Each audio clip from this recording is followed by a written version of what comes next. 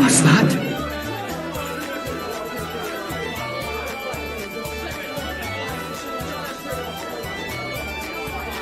And that was without even a single drop of rum.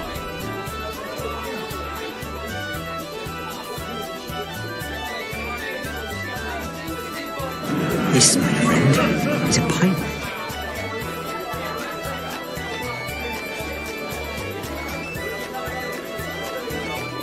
Why don't you just focus on the drink with it?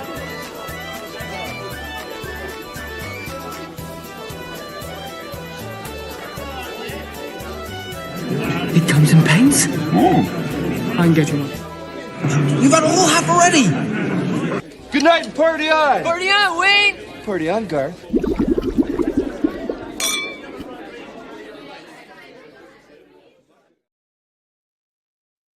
What's up, everybody, and welcome back to another edition of After Work Beers. I, of course, am your host, John, the Creative Blue Collar guy, and cheers to you all for being here.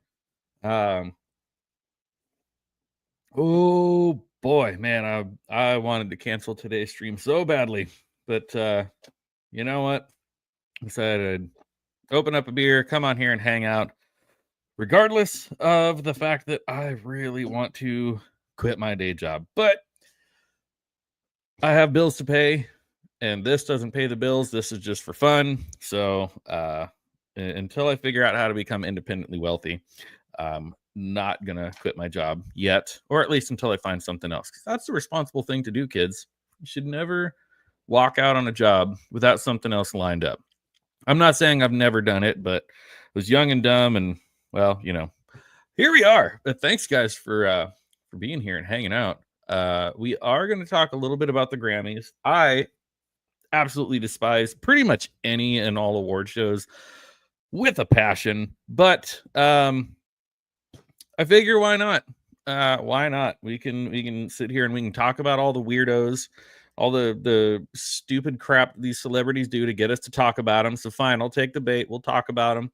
But then they have the audacity to get up there and they try to lecture us about morals and integrity and how we're supposed to live our lives and stuff, because, you know, they totally relate with us normal folk, right? They know what it's like, you know. I mean, obviously, I'm not saying these people have been rich their entire lives, but it's just there's something about people that when they achieve a certain level of fame and fortune, it's like they forget what it's like to not live that lifestyle. And they just love to tell us how hard it is. And, you know, they signed on for a movie and, you know, the female lead only made $1 million while the male lead in the movie made $2 million. Meanwhile, I'm over here, you know, figuring out if I can either buy beer or put gas in my car. But part of that's because I live in California. Woohoo! All right. Anyways, we're not going to talk about the Grammys yet, because I'm gonna try this out. I'm gonna try this tactic a little bit where whatever I put on the thumbnail, I'm gonna save that for the end. Maybe keep some of y'all hanging out and chatting in the chat. Make sure to vote in the poll. Award shows are worthless. Do you still watch? Yes or no? I thought it was kind of funny too. Like even when the presidential inauguration rolled around a couple weeks ago, the way that the media spun that was saying how like ratings for people watching the inauguration, like on TV, cable TV, network TV, whatever, like news source were like, you turn your TV on and you go to channel 301 or whatever. They're like, ratings were at an all-time low, because they were trying to say like, oh, ratings were low because Trump was getting inaugurated. It's like, no, people could watch on YouTube. I watched on the Daily Wire because I subscribe to that. Like people were able to watch online in lots of various different ways. So there's probably no way to compile all of those numbers to see who was actually watching the inauguration. And then even so, because it was all over the internet, people who were unable to watch it live probably went back and caught up on it later. But anyways, yeah, it's just like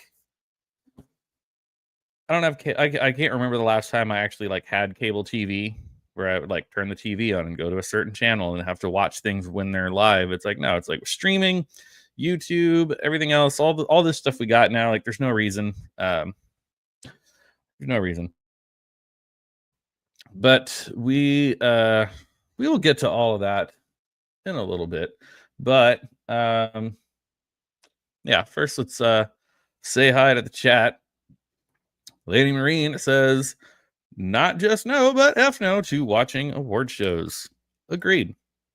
I did see that Beyonce finally got her Grammy for Best Country Album, even when she said herself, her own words, was that Cowboy Carter was not a country album. But we obviously know what she was doing. She was capitalizing on something that's very trendy right now.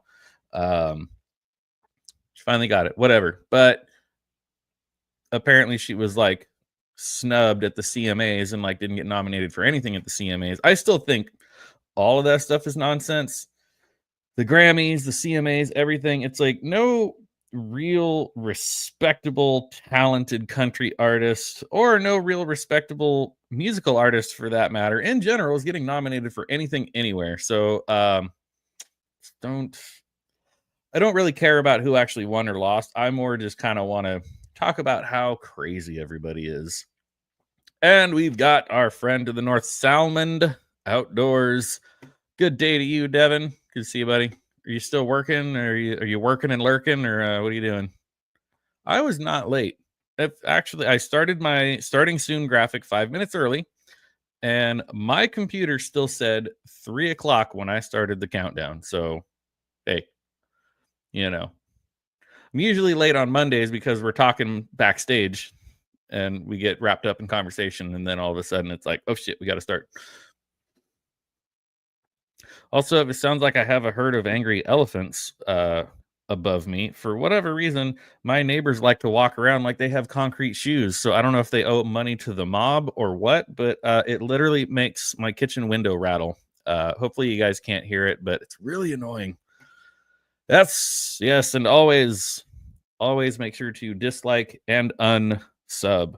But yes, unless you are Devin or Lady Marine, do make sure to give this live stream a big thumbs up. If you are new here, thank you for being here. Hit that subscribe button, ring the bell for notifications. So hopefully you get notified when I go live. I suspect that I am probably shadow banned for good reason. I say a lot of things that the YouTube algorithm lords don't like. But whatever. We're here. I've got beer. I don't know about the rest of y'all, but let's talk about some stuff. What did I have first? Okay, so this just came up this afternoon. We don't need to spend a ton of time on it, but let's pull this up real quick.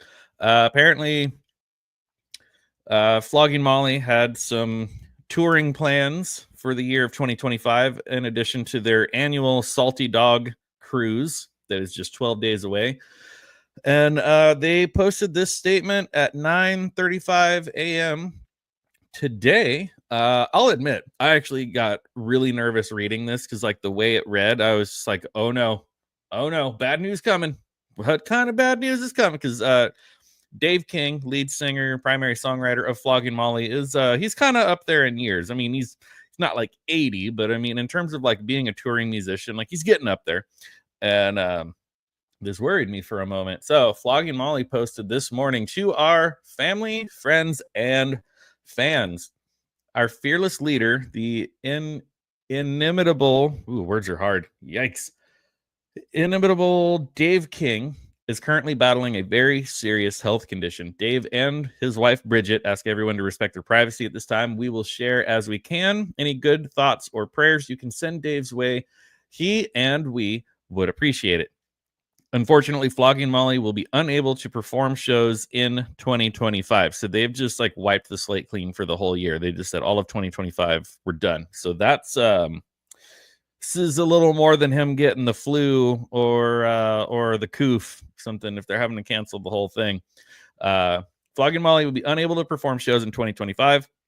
With the Salty Dog Cruise just 12 days away, the boat will sail as planned with 18 bands and members of Flogging Molly on board to celebrate the cruise, the community, and our captain, Dave King. Thank you, Flogging Molly. And I had already seen this post, but then a friend sent it to me and also told me that I guess Nathan Maxwell, their bass player, had also just entered rehab. So maybe that's another part of why they're saying they're not going to perform at all in 2025, because obviously their singer Dave King is having what they're calling a very serious health condition. And then their bass player is going into rehab.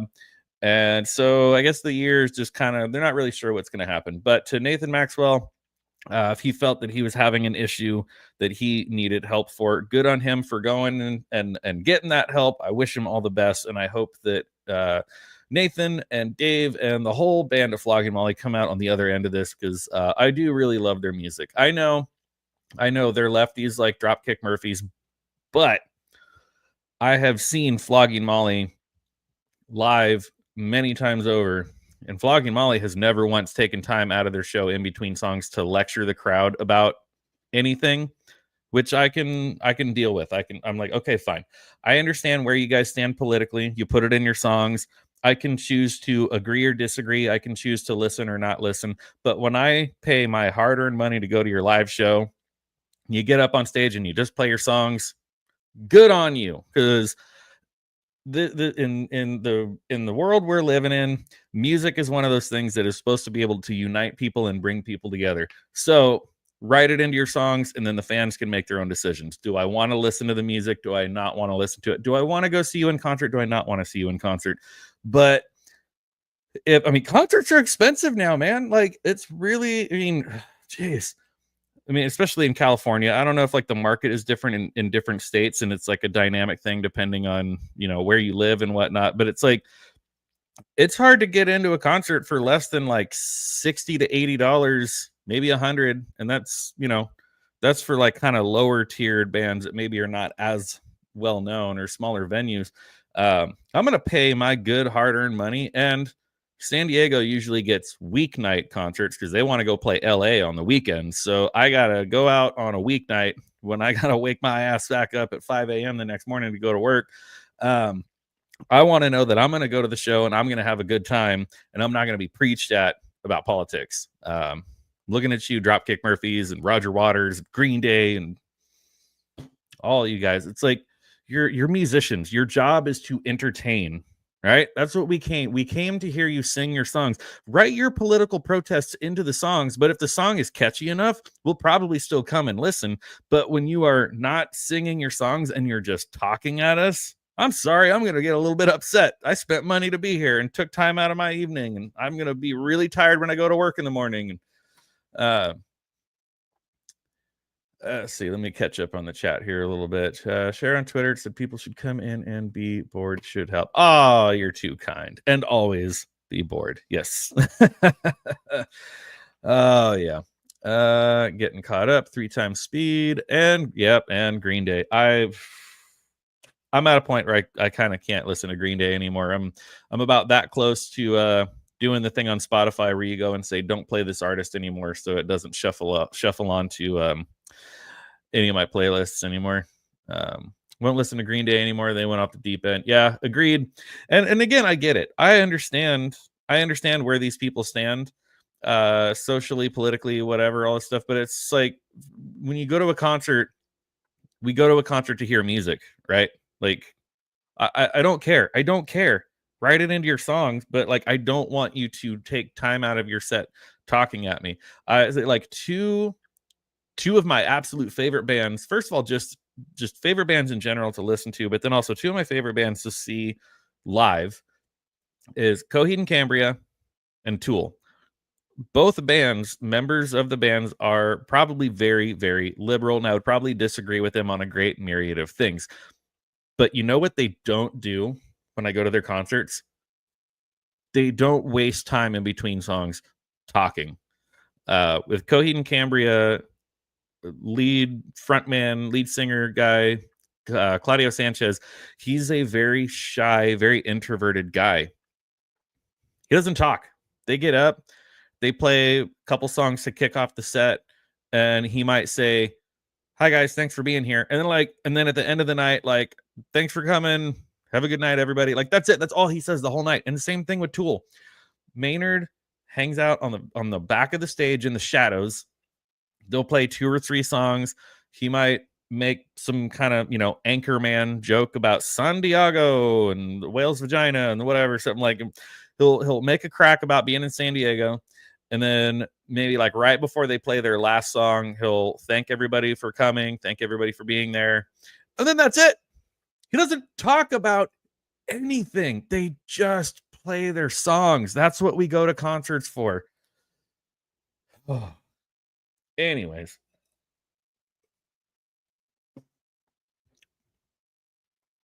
They did hot damn, I love their sound. I used to. It's they're kind of, it's almost kind of like the Mark Hamill thing now, where I can't I can't separate the art from the artists. It's yeah. In the words of what was the character in Tropic Thunder? You went full retard. You never go full retard. There's no coming back from that. I should have that clip in here somewhere. Since my channel's probably already shadow banned, I should just use that clip. Oh, Boulevard of Broken Dreams is your favorite song growing up. You were so much younger than me. But we love you, Devin. Thanks for being here, buddy. So let's see. What else do we got? What else do we got before we get to this really stupid stuff? Let's talk about Fire Aid. So we kind of briefly talked about this on Monday, just specifically about the Nirvana one-off reunion set where they had Joan Jett and a few other guest singers. And the thing with the Nirvana set from Fire Aid, none of the guest vocalists that they had come up and sing are bad. Like all of the people that they chose are talented in their own right. Like obviously Joan Jett, I mean, she's a living legend in her own way. I forget the names of the other people. One of them, the last one, was Dave Grohl's daughter. Everybody that came up and sang a song with the supposed, reunited Nirvana, whatever, is all very talented in their own right. But just like Emily Armstrong with Linkin Park, it was not a good fit. Kurt Cobain, again, also a very shy, very introverted person, but much like Lane Staley, had just that intensity behind his voice, man. Like when the guy sang, like you felt that, and you knew that he felt that. It was just like all his demons and all the stuff he had going on in there. Like Kurt Cobain felt that, Lane Staley felt that, Chester Bennington felt that. These Nirvana one-off reunions are just like, I would say it was a cash grab, but this thing says it's a fire aid to benefit the people of the Palisades fires. But I mean, come on, the musicians are getting some kind of a kickback. People that are at that level of musical prowess don't do anything for free when they could probably fix the problem out of their own pockets and just not even throw the show where they have to rent the stage and the sound equipment and the lighting and everything. And you can see I have very strong opinions about all these things. But let's just quickly go over what the lineup was. I guess it was held at 2 different venues. So Fire Aid Benefit Concert used a star-studded lineup to help LA and How to Watch. Skip. We don't need all of that. Don't need to know how to get tickets. Who in the world is that? Is that Lady Gaga? Did she shave her eyebrows off? I mean, she always looks weird, but I don't know, man. How to watch. Okay, so there's like a whole list of stuff. I don't know if it's still up or you could only watch it live, but if you guys want to watch the whole thing, big long list there. Apple Music, Apple TV, Max, Netflix, Paramount Plus, Peacock, Prime Video, X, YouTube. Fire Aid benefit concert lineup. Here we go. All right. Fire Aid shows will take place at the Intuit Dome in Inglewood, California, and the nearby Kia Forum. So the Intuit Dome is where I just saw Pink Floyd member David Gilmour back in October. Did not realize until I was reading this article at the Intuit Dome, which opened in August. I didn't realize the venue had literally just opened. By the time I got there in October, the venue had barely been open, probably not even a full 2 months yet. They utilized facial recognition technology, which really freaked me out. And I know everyone's like, oh, but you're on YouTube, whatever. I'm like, okay, putting my face on YouTube and just putting out my stupid opinions and saying dumb stuff that for whatever reason people come and choose to listen to me is one thing. But going to a venue where you're connecting your bank account, your concert ticket, your everything, all this stuff where they're just like, oh, just walk in, we'll just scan your face and everything's cool. I'm like, hey, I'm gonna go like grab a snack or grab something to eat. How does this work? Like, oh, just when you grab it, the camera will scan your face and charge your account. Hey, I'm gonna go over here and grab a beer. How does this work? Oh, you come up and tell us what you want, and then just look into the camera. We'll scan your face, charge your account. Oh, I don't like it. I don't like it. Not one bit.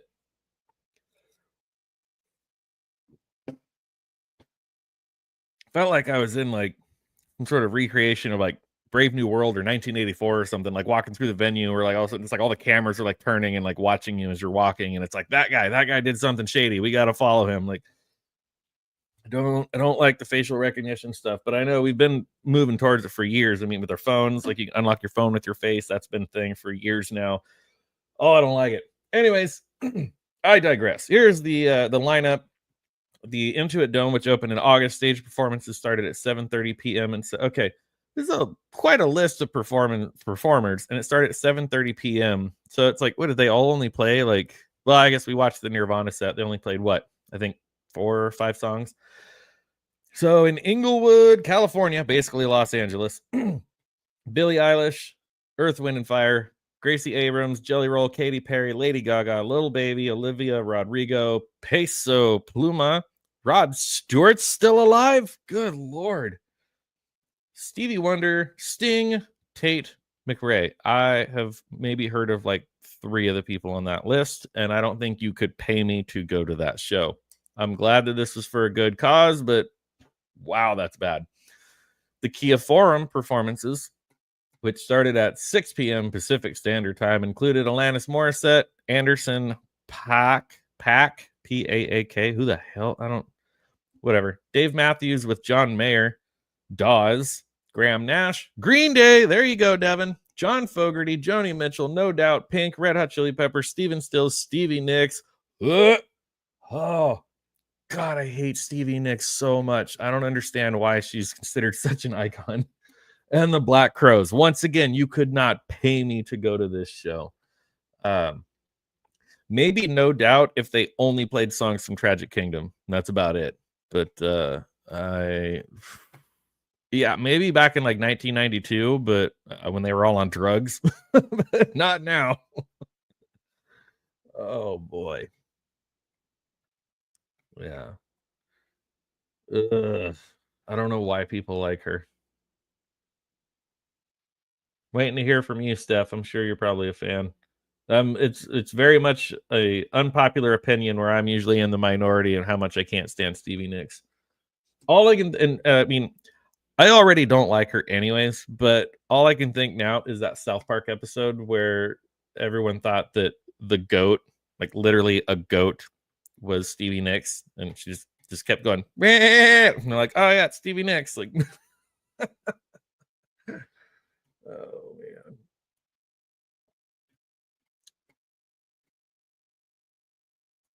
Yeah, like I said, I lull people to sleep. It's all right. We got a couple people watching on YouTube and a handful of you watching over there on Twitter. Don't be shy in the chat. Let me know you guys are there. I know the chat works. And if you feel like hopping on over here to the YouTubes and hitting that subscribe button and giving the stream a big thumbs up, that would be awesome as well. But let's talk about how Ozzy has apparently managed to put together a Black Sabbath reunion for what is supposed to be his final live show. So Ozzy has been trying to do a final tour for years. He set up the whole like No More Tours 2. The fact that he had to add a 2 onto the end of it means that it was No More Tours plus one too many. I don't know when he did the other No More Tours, but if you did a tour called No More Tours and then you have to do another one and add a 2 onto the end, that means that you went one tour too long. And because of being plagued with a myriad of health issues due to his age and years of hard living, we'll just say it that way, Ozzy has had to frequently cancel shows and tours and everything. And I guess he's finally put the band back together. He's going to do a final. I don't know if he's doing a full tour as a solo artist, but there's going to be a final Black Sabbath show with the original lineup. Black Sabbath to reunite with the original lineup for the last ever show with support from Metallica, Pantera, Slayer, and Anthrax, among many, many others. Should we? I feel like we should take bets. I almost feel like I need to like change the poll now from the thing about the award shows. Change the poll to be like, do we think that Ozzy is actually going to make it to be able to do this show? Not that I'm saying he's going to die. Like I'm not wishing any bad things upon anyone. I'm not wishing any harm upon anyone, but just really, given his track record over the last few years of having to cancel shows due to health issues, like, do we really think that he's even going to be able to perform? Or is it going to be another one of those things where they're going to have to pull the plug and be like, sorry, everybody, due to health issues and whatever, Ozzy is unable to perform? Like,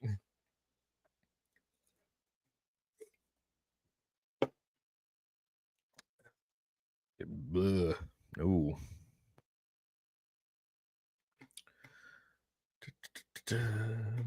All right, so the one-day event, which will also feature a super group composed of Billy Corgan / Fred Durst, Wolfgang Van Halen. If you can't pick it up by the last name there, that is the late Eddie Van Halen's son, and Tom Morello. You know, since we've already kind of been on the topic of bands that we just can't really stomach anymore, Rage Against the Machine was another band that I was really into as a youth, as a young lad, as a teen, because at that time I was able to just enjoy the music and be like, whatever, I don't really care what the lyrics are, I don't really care what they're saying, it's just like the music's good, makes me bob my head, I like it, okay, cool. As I got a little bit older, I got a little bit annoyed with the message that was even in their songs. And then, like Devin already very kindly pointed out in the chat, in more recent years, they have proven to be massive hypocrites. But that is a whole other topic for a whole other time. And I can't stand Tom Morello anymore. The guy is insanely talented. I will not deny that. Like, I will give credit where credit's due. Tom Morello is a very innovative and very talented guitarist. He's done some very wild, like groundbreaking stuff that no other guitarist has ever done that I've seen, at least at the level that he does it. And I appreciate his talent, but every time the guy opens his mouth, it's just like, oh, you just should not speak in public. Like, just play music, man. Just what was it like? I think it was like Kurt Russell. And he's like talking about more specifically about actors and like people in Hollywood, but talking about people that spout off about politics and stuff. He's like, our job is to entertain. He's like, we're basically the court jesters. So it's just like, shut up and entertain. And I'm like, yeah, do that. You're playing in Birmingham, England. Got excited when it said Birmingham. It said England. Yeah, but honestly, I mean, like, really, really think about it at this point, Steph. Like, would you really want to see a Black Sabbath show at this point in time? Like, okay, yes, there is that aspect of being like, oh, I was there, you know, I saw Black Sabbath. I saw Black Sabbath's last show ever. But it's like, do we think it's going to be a quality performance?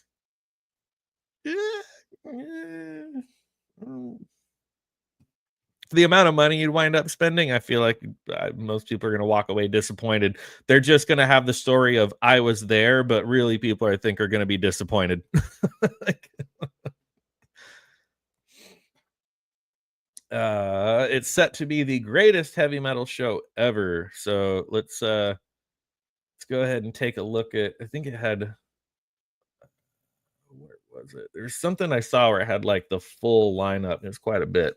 I don't know. It said 1 day event though, and I was like, "There's no way all those bands are on 1 day." Yeah, so that's what I'm trying to find out. I thought maybe I saw it on Instagram or something. I thought it was here in the article, like the full lineup. The show will take place on July 5th. The comeback was announced. Blah blah blah. 1 day festival described by Tom Morello, who is serving as its musical director. Damn kids, damn youths. Let's see. Greatest heavy metal show ever. We'll also see performances by Metallica, Pantera, Slayer, Gojira, Anthrax, Alice in Chains, Lamb of God, Mastodon. Ozzy Osbourne will play a short solo set before joining his Sabbath bandmates, marking the first time the band's original lineup had played together in 20 years.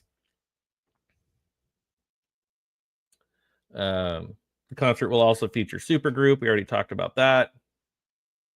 Band's most recent show together dates back to a sold-out farewell gig. Again, if you're doing multiple farewell gigs, that means that you've hung on too long. At NEC Arena back in 2017. Wait, they said 20 years. Original lineup. Okay, so there's probably somebody missing. Osbourne went on to release 2 solo records afterwards. Though he stepped away from touring due to a spinal injury in 2019, that same year he was also diagnosed with Parkinson's disease. Oh, man. Oof. Osbourne's most recent stage appearance was at the closing ceremony of the Commonwealth Games in Birmingham back in 2022, where kind of hard to see here, but you can see just slightly right there behind him, there's kind of this support coming up out of the stage with like a little backrest on there that I think it actually had a little belt that he was actually kind of tied to. Gave him a little bit of movement, but it gave him something to lean against, and also gave him something that, like, if he leaned too far away, it kind of held him up, so to speak. That's why I think that maybe he needs to just call it quits before he tries to do another show. Rumors of a Black Sabbath reunion have been circulating for some time now, with Geezer Butler sharing back in 2024 that Osbourne was keen to play a final show with the band, saying, quote, Ozzy was talking to me about when he does his farewell concert, which he still wants to do. Oh, so now it's just one concert. He's not trying to do a whole tour. He told Life Minute he's dying to still get out there. Ooh, in the words of the Joker, poor choice of words. He's dying to still get out there and play. And he suggested at his very final concert for the 4 of us to get up on stage and maybe do 3 or 4 songs together. And that would be it. Finished. Are they going to do like, you guys remember in Futurama, it's supposed to be like 1,000 years in the future. And there's all these, celebrities and well-known people from, the 20th century and 21st century where their heads are just like in jars, but they're still able to like talk and do stuff. It's like, is that going to be Ozzy? It's going to be Ozzy's head in a jar, but somehow it can still talk and sing. Oh boy. Let's see. What else do we got here? Yeah, Tony Iommi's first statement about the Black Sabbath reunion. And then we'll get into the Grammy stuff after this, because it's all stupid. Tony Iommi makes first statement on 2025 Black Sabbath reunion. Also, interesting fact, little fun fact, little FF about Tony Iommi. Well, let's see. He's a lefty, so it would be his fingertips on his right hand. He is basically missing the tips of his fingers on his right hand from a machine shop accident when he was just a youngster, and maybe it was before the band got started or right when they were kind of getting started. And he in the early days, before they really had like any kind of money or pull to have prosthetics made, he fashioned together some kind of leather something, and that was how he was able to play guitar. As years went on and they got some more money, he probably got some more professionally made prosthetics and stuff. But one of the most well-known and most iconic guitarists in the entire world, and missing his fingertips. Yeah, how about that? Yeah, I don't know. I don't know how Keith Richards is still going. So remember there's this this is like a really weird obscure reference, but maybe somebody will pick up what I'm putting down here. There's I remember an old Simpsons episode where Mr. Burns goes in for a physical, and the doctor comes back and basically says, "You have everything." It's like you have like every virus, every disease, everything that any human could possibly ever be infected with. Like you have all of it. And yet somehow you're still standing here and you're perfectly healthy and you're breathing and stuff. So Mr. Burns is standing there. He's going, he's like, "Oh, you mean I'm invincible?" And he's like, "Well, no, actually, like, let me explain it to you this way." And he has this little like makeshift kind of small door frame and all these little cotton things that it's like, okay, these are all the diseases and viruses and stuff that you have, but it's like they're all trying to get through the door at the same time. So because they're all trying to push through at the same time, they're all getting stuck and they're not actually dispersing to the rest of your body. And the whole time the doctor is trying to explain that it's like, oh, it's basically just that your system's overloaded and the viruses and the diseases and stuff can't get to you. And Mr. Burns keeps going. He's like, "Invincible." And he's like, "Actually, no." He's like, "The slightest breeze could kill you." And it's like, sometimes I kind of think that's what the Keith Richards thing is, where he's just like, he's so old. He's done so many drugs. He's so messed up that it's just like, that's what's actually keeping him alive. But if that balance is thrown off at any point, yeah, I don't know. I remember Robin Williams, rest in peace. I remember Robin Williams making a joke about Keith Richards on one of his famous stand-up specials. I think it was Live on Broadway. Hilarious comedy special. Just if you're offended by foul language or if you have small children around, just make sure to be aware. Robin Williams Live on Broadway, a 2-hour long comedy special that will have you just on the floor dying. So funny. And he makes a crack about Keith Richards doing a like a anti-drug, like don't do drugs ad for, you know, kids and stuff. And it's like, "Oh, don't do drugs." So it's like, well, of course they can't do drugs. It's like, you've done them all. It's like, we have to wait until you die and smoke your ashes. Yeah, if you get a little too close to him, you probably get a whiff of embalming fluid. F's in chat for Robin Williams. What? Anyways, so let's see what old Tony has to say about the reunion. What did Tony Iommi say about the Black Sabbath reunion? He said, quote, "It's been an incredible journey, but it's only fitting it ends here, where it all began in Aston." It's an internet meme. It's okay. Yeah, you're not wrong. You know, maybe not quite as old as Roman, but you know. I was there, Gandalf. I was there 3,000 years ago. Not quite there, but I'm getting there. I'm catching up. She said, "It's been an incredible journey and only fitting that it ends here. It's great to be honored by your fellow musicians and at the same time support good causes. None of this would have been possible without Ozzy, Geezer, and Bill. What we created together was bigger than any of us, and I'll always be grateful for that," he concluded. Iommi then shared some of the promotional announcement, which reads, "The original Black Sabbath, Ozzy Osbourne, Tony Iommi, Geezer Butler, and Bill Ward. I'm honestly surprised that none of them are dead. I gotta be completely honest there. Will play for the first time in 20 years. The band will take to the stage to headline Back to the Beginning on July 5th at Via Park." Music director Tom Morello said, "This will be the greatest heavy metal show ever. Back to the Beginning will feature sets from Metallica, Slayer, Pantera, Gojira, Hailstorm, Alice in Chains, Lamb of God, Anthrax, and Mastodon. The all-day event will also feature a super group of musicians. Artists announced so far include Billy Corgan, David Draymond of Disturbed, Duff McKagan and Slash, Frank Bello of Anthrax, Fred Durst, Jake E. Lee, Jonathan Davis, KK Downing, Lizzie Hale, Mike Borden of Faith No More, Rudy Sarzo, Sammy Hagar, Scott Ian, Sleep Token, Papa 5 Perpetua. I guess that's the name, the new persona of the new. Yeah, Ghost is an interesting band. I don't know if I necessarily love their music, but they've got an image. That's definitely for sure. Tom Morello, Wolfgang Van Halen, and Zakk Wylde. More names will be announced shortly. Tickets go on sale at 10 a.m. Friday, February 14th. All profits will go to the following charities: Cure Parkinson's, Birmingham Children's Hospital, and Acorn Children's Hospice, a children's hospice supported by Aston Villa. Okay, yeah, that's the graphic I was looking for. Oh, what did I just do? Oh, boy. Okay, yeah, that's all the stuff I just read off. That's fine. And so there's that. Some of the stuff I might have to Google and look up because I only had so much of this stuff actually prepared ahead of time. But I'm always unscripted, unhinged, usually slightly confused.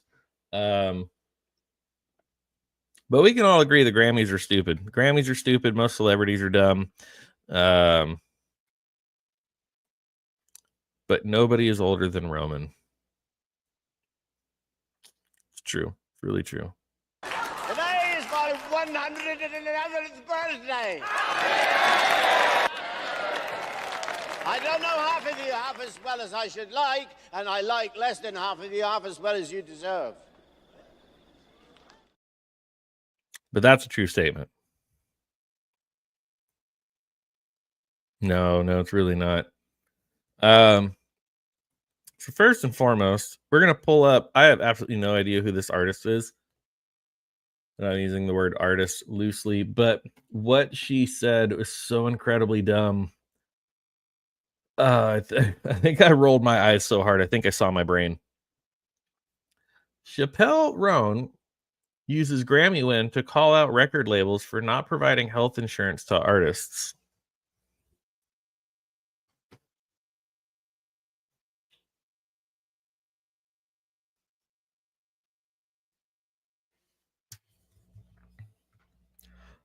I'm going to read that again because it's so stupid. Calls out record labels for not providing health insurance to artists.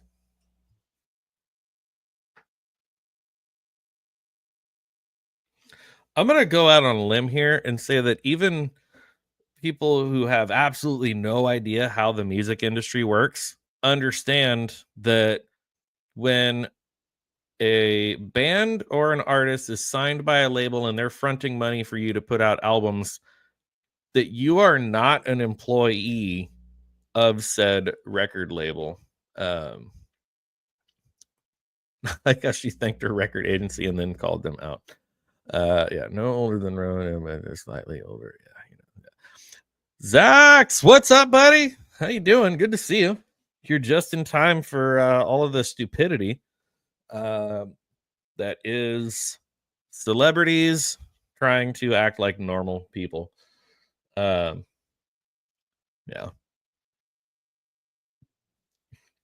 My understanding of it all, like I've kind of dealt with ins and outs of the music industry to a certain degree over the years. I never had to deal with like signing a contract and actually like being obligated to a record label and having to pay money back to them for anything stuff. But the easiest way I can describe a record label to my understanding and to my friends that have dealt with it is that a record label is in the simplest form you can describe it. They basically act like a bank.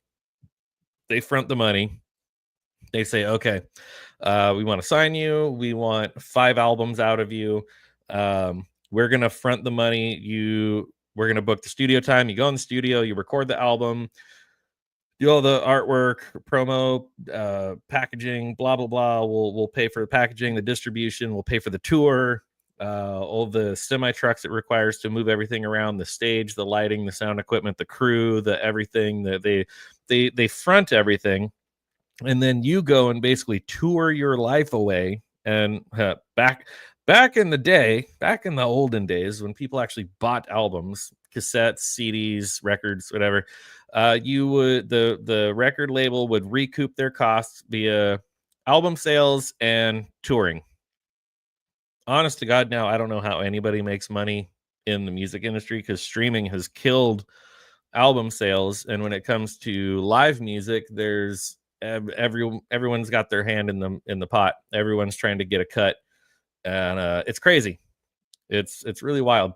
So, but that's basically it. The label fronts the money. They get you on the hook for 3 albums, 5 albums, whatever you agree to, whatever you go for. But you are not an employee of the record label. Like, don't get me wrong. If you were someone that like went out and found new talent for the record label, or you worked in HR, or you worked in marketing or something, where you had to go to the office every day and like punch the clock and stuff. And it's like, yeah, you are an employee of the record label, and you are maybe not necessarily entitled, but if the company offers certain benefits, they would extend those to you. As an artist, you are, I think, Steph said it, you're basically contracted. It's more like a 1099 independent contractor type of thing. And this is the same thing that we've been going through in California and some other states, where it's like people that want to drive for like Uber and Lyft and everything are all of a sudden crying that they're making less than minimum wage, or they're not getting health benefits, they're not getting retirement. It's like, well, apparently you don't understand what the word independent contractor means. But then if they pass these laws where you are not allowed to contract people, they have to be an employee of XYZ, then it kills gig work. Freelance artists, freelance web developers, freelance copywriters, people who, write and edit and whatever. Like there's all sorts of like freelance jobs out there that it's like, if you push for this shit, you kill gig work. But we get retarded statements like this, where it's like, my record label doesn't provide health insurance for artists. I felt betrayed by the system. I think you are betrayed by your makeup artist. What is that? That's like, if you're in the back seat of a truck and someone slams on the brakes, your whole face is going to be on the back of that headrest. Like, good Lord. Chappelle Roan won Best New Artist at the Grammys, someone I've never heard of, so it's more stuff about why Grammys and award shows are useless. After thanking her friends, family, and team, the Good Luck Babe singer said, I told myself that if I ever won a Grammy and got to stand up here before the most powerful people in music, I would demand that labels in the industry profiting millions of dollars off of artists would offer a livable wage and health care, especially developing artists. Oh my God, people are so dumb. So dumb. Livable wage and health care. Again, here's how a record contract works. They basically give you a signing bonus, and they give you a bunch of money up front. And if you go and blow all that money, that's on you. Some years ago, I read Slash's autobiography about the ins and outs of Guns N' Roses coming to fame, and then even his stint with Velvet Revolver and other stuff. And he talked about this, where it's like they would get a signing bonus, they would get a bunch of money up front, but then they'd go blow it on drugs and whatever else, and all of a sudden they're like, basically, if they didn't have a girlfriend, they were homeless, and they're like, oh, we don't have any money because we blew our signing bonus. Like, that's how it works. Like, I think Zach's, he said, I presume you can negotiate health insurance in your contract like anything else. If you're worth it, you can get it. Yeah. So again, it's like you are signing the contract. What you sign is what you're agreeing to. So I guess maybe when you're like a brand new artist, if they're signing you for the first time, you don't have the leverage to negotiate, but that is something that you could like put in there and be like, well, hey, like, what about this? Can I get this? Can I get this? And they could totally come back and just tell you to screw off and say, no, we're not going to do that. But you sign the contract, you agree to the contract. So it's like, you signed it, you agreed to this, and now all of a sudden you're being like, oh, they're not paying me enough, I didn't get health care. It's like, well, you signed your name, so apparently you were okay with it when you were sitting in that conference room or whatever. Like green M&Ms in the dressing room. Yeah, and that ridiculous writer with the green M&Ms, the square bread with the round meat. Spinal Tap reference, anyone? But yeah, it's just so funny to me that these people will just like expect stuff. And it's like, well, you didn't have to sign the contract if you didn't like what the contract said. As the Los Angeles audience broke into cheers and applause, Roan added, I got signed so young. I signed as a minor. when I got dropped, I had 0 job experience under my belt. And like most people, I had quite a difficult time finding a job in the pandemic and could not afford insurance. Okay. So there's a little bit more to unpack here. One, if you were signed as a minor, your parents are at fault if you got a bad deal. So this is going to open a whole other can of worms that we're not going to go into, but it's like a minor, first of all, cannot sign a contract. Secondly, has no business signing a contract. So if she got a bad deal, her parents are at fault. Then she said that the label dropped her, and had 0 job experience. Well, suck it up, Buttercup. A lot of us got to go out there and figure out how to do it. And that means maybe if you got to go flip burgers at McDonald's or, whatever. But it's not anyone else's fault, except maybe her parents. Being signed as a minor, I would put some of that on the parents. It was devastating to feel so committed to my art and feel so betrayed by the system and dehumanized. If my label had prioritized it, I could have been provided care for a company I was giving everything to.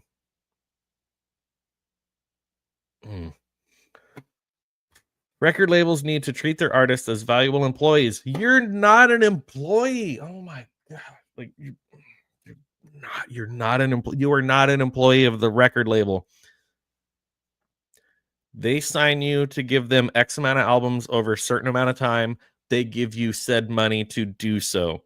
You're not having to go to the office every day and punch the clock and fill out spreadsheets and oh God, people are so dumb. And finished her victory speech by asking labels, "We got you, but do you got us?" All right, I think we're done with that one because that is just dumb, so dumb. I do know one of the only things that I heard that I thought was actually pretty cool was that Dune 2 won a Grammy for film score, done by the great Hans Zimmer. Most notably, I mean, he's done tons and tons and tons of film scores, but as a big Christopher Nolan fan, or maybe a former Christopher Nolan fan, it's the jury's still out based on talk of his latest project. But Hans Zimmer and Christopher Nolan have almost kind of become like the Tim Burton Danny Elfman duo. Except that Hans Zimmer did not score Christopher Nolan's most recent 2 movies because each time Nolan was working on his most recent films, when he was doing Tenet, Hans Zimmer was doing Dune, and then when he did Oppenheimer, Zimmer was doing Dune 2. So that was just sort of the way things worked out. But much deserved to Hans Zimmer. Good for you that you got it. I mean, I don't think it's his first Grammy by any means, but he got the Grammy for Dune 2 film score. This one, I still have thoughts about this. The AI restored Beatles song won a Grammy for Best Rock Performance. I think we're on a slippery slope. I think we're on a very slippery slope with this AI stuff. Dive into this a little bit. And with this song, the Beatles song that came out, which says it was released in 2023. So why is it just now winning a Grammy now? Like, isn't it supposed to be for stuff from 2024? I don't know. This one seems like it came together pretty genuinely. Like they used technology to kind of clean up some like cassette tape demos and recordings of John Lennon. And it's like nothing was artificially created, but I still think we're going down a slippery slope with this stuff. It's a decent song, but I wouldn't allow it into any category because it's AI. So it's an interesting. It's interesting. And I'll just read on because I think this article talks about that. The Now and Then track was released in 2023 after machine learning was used to clean up old John Lennon demos. So there's his son, Sean Lennon, accepting the award. Kind of weird that Paul and Ringo weren't there to accept it because this guy had nothing to do with it. Anyways, I digress. won another Grammy, this and that and the other. Da, da, da. The track was pieced together using a demo that John had recorded in late 1970s with Paul McCartney, Ringo Starr, and George Harrison later providing their own contributions in the mid-90s. With the aim of including this final song in the Beatles anthology project, Now and Then wasn't released. However, due to technical limitations at the time, preventing Lennon's vocals and piano from being separated from the original lo-fi demo. McCartney and Starr later managed to complete the song in 2021 with help of filmmaker Peter Jackson and his sound team, who developed machine learning technology, a type of AI that uses algorithms to learn from data, capable of isolating and cleaning up different components of Lennon's recording. This greatly differs from generative AI tech that can be used to create music that mimics an artist's style and vocals, but confusion around AI terminology led to some backlash online when the track was released. We have a quote here from Sir Paul McCartney. Sir. To be clear, nothing has been artificially or synthetically created. It's all real, and we all play on it, McCartney said in 2023, addressing speculation about AI's role in development. We cleaned up some existing recordings, a process which has gone on for years. So, yeah, again, mixed feelings with that, where I think in that regard, AI can be a very useful tool. Thanks for being here, buddy. I'll definitely talk to you tomorrow about whatever random rants and stuff I come up with about wanting to quit my job. But yeah, have a good night, buddy. Talk to you later. Thanks for being here. AI can very much be a useful tool, but it could very quickly be used for things that are not so good, like mimicking, creating. We talked about it a little bit on the Monday stream, where Paul McCartney and Elton John were among two of the big name artists that were pushing against something in the UK that we just talked about it on Monday. I forget exactly the ins and outs of it, but it was basically like, I think the UK hasn't necessarily put any laws into place to protect artists' creative properties, for lack of a better term, from someone just going and using AI to be like, you know, oh, hey, like Grok, make me a song in the style of the Beatles, and then just like put it out there and be like, oh, you know, whatever, it is what it is, because it's AI. And it's like, it's a new technology. They need to make new laws, because right now it's like, if somebody makes something with AI, it's like, well, who owns it? Like, technically nobody really made it, so it's just like weird legal gray area. Yeah. But then let's see. Well, we're kind of down to the end here. I guess I didn't really talk about the Grammys that much, but anyone who's still here in the chat, I'm not going to pull it up on the screen, because it just I think my channel has enough problems as it is, being shadow banned or whatever. But Kanye and his, I don't know, are they married? His girlfriend, whatever. I don't even know what her name is. Looks like a bad Kardashian clone or something. The non-dress that Kanye's lady friend wore, just the way he's like standing off to the side with like his sunglasses, and he looks like security. He's just like standing over there with his like hands kind of clasped at the wrist off to the side, sunglasses, and he's just like, the whole thing is so weird. And she like takes off the big fur coat and is basically wearing like a giant pantyhose. She's basically wearing nothing. Like, how are you able to go out in public like that? One, how are they able to show that on television? Two, or any other way that people are watching it? And most importantly, how are they sharing it all over social media without blurring anything out? Like, how is that not just basically public nudity, public indecency? Like, those two both really need a lot of help. But I think Kanye seriously like might need to be in prison or something. Like, dude's freaking wacky. But even the girl, again, I'm sorry, I don't know what her name is.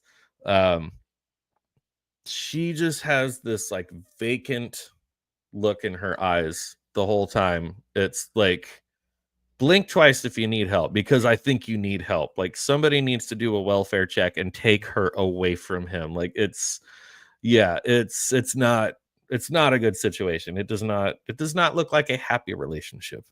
Yeah, just like I saw that because again, I don't watch this crap, but you see it on social media the next day. I was seeing it on Twitter. I was seeing it on Instagram. I'm like, how are they showing this on social media? It's nudity. It's literally nudity. And then of course we couldn't get out of here without talking about this. I mean, what? I mean, I guess it worked because we're talking about him. People do this shit so that we'll talk about them, and we're talking about it. So, yay for them. But it's like, what in the world? You're wearing a dollhouse on your head, bro.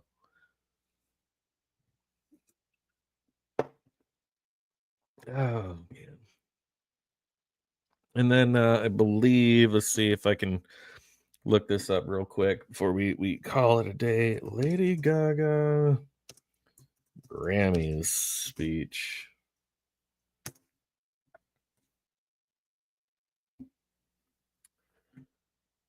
Oh yeah, she is the one with the weird shaved eyebrows. It's a powerful message. This one's definitely going to get me shadow banned if I'm not already there. Lady Gaga used her acceptance speech at the 2025 Grammy Awards to express her support for the transgender community. Where is it? She said, "It's a privilege to be a songwriter and a producer and musician. Such an honor to sing for all of you. And I want to say tonight that trans people are not invisible. Trans people deserve love. The queer community deserves to be lifted up. Music is love. Thank you." I'm probably going to get in a lot of trouble just for using some of these certain buzzwords and everything here, but it's like, I don't think anyone here feels that trans people are invisible.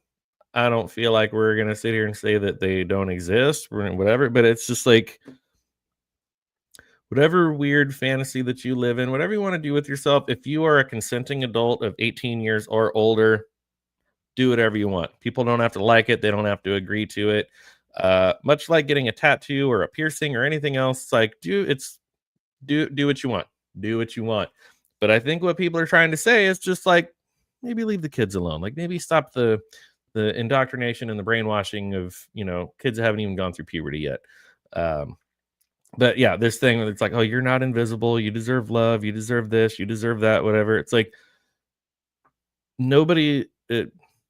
I could go on a really long rant on that one, but it's just it's wild to me. It's really wild that this is like the new thing that everyone has to virtue signal on.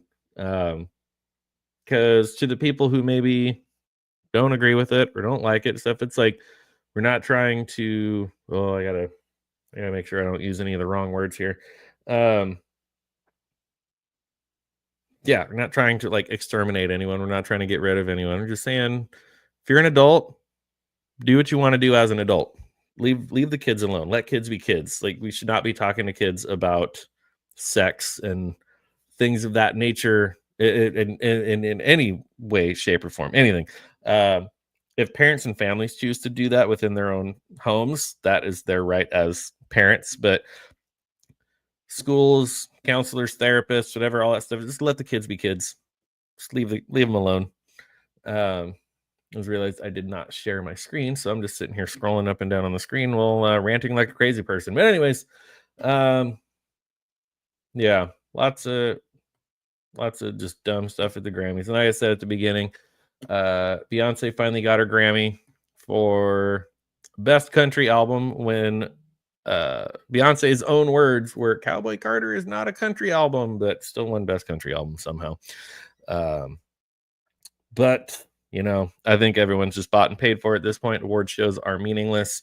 I could care less about the movies that win Oscars. I could care less about the music that wins Grammys. And, all these people, they want to get up there and they want to lecture everyone about morals and integrity and climate change and whatever. They're all so disconnected. They're also just removed from real life, real world stuff. But anyways, I think that is about all I have for you guys today. Thank you for hanging out and putting up with my ramblings. As I said at the beginning, I was really, really close to canceling the stream just because it's been, I would say it's been a day at work, but it's been a couple of weeks at work. It's been a lot. But I enjoy coming on here, having a beer, ranting about anything and everything under the sun. And then those of you that choose to interact with me in the chat, I appreciate you all so much. But yeah, I'm going to go ahead and call it a day here. I do have a gig stream coming up on Saturday. Let me double check. This is, yes. Well, yeah, so I have a gig stream Saturday evening, 6 p.m. Pacific Standard Time. Oh, Jacob, I'm just about to end the stream, but good to see you, brother. Thanks for popping in. Yeah, so Saturday, 6 p.m. California time. Yeah, come on, man. Late to the party is Monday. Late to the party is Monday. Yeah, 6 p.m. California time on Saturday. I'll be going live from one of my gig streams. If YouTube doesn't kick me out of my stream midstream because I'm playing copyrighted songs for this one will be 2 hours. As always, make sure to have the notifications set for my live streams because when I do my music live streams, gig live streams, I pull them down. I make them private after they are over because it is just 2 to 3 hours. Whoa, what's going on with my camera? Okay.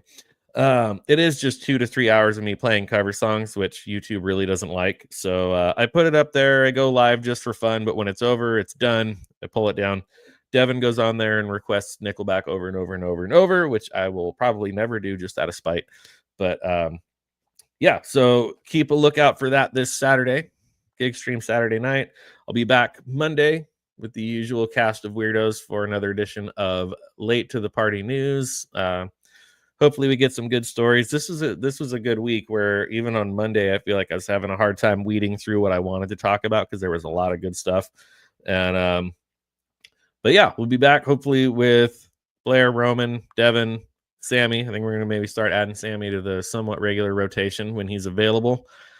But hope you guys enjoy the rest of your Wednesday. Words are hard. Enjoy the rest of your Wednesday. Enjoy the rest of your week. Again, make sure to hit that thumbs up button on the way out. If you are new here, please subscribe and hit that bell for notifications. I will see you on Saturday. And if I don't see you on Saturday, I'll see you on Monday.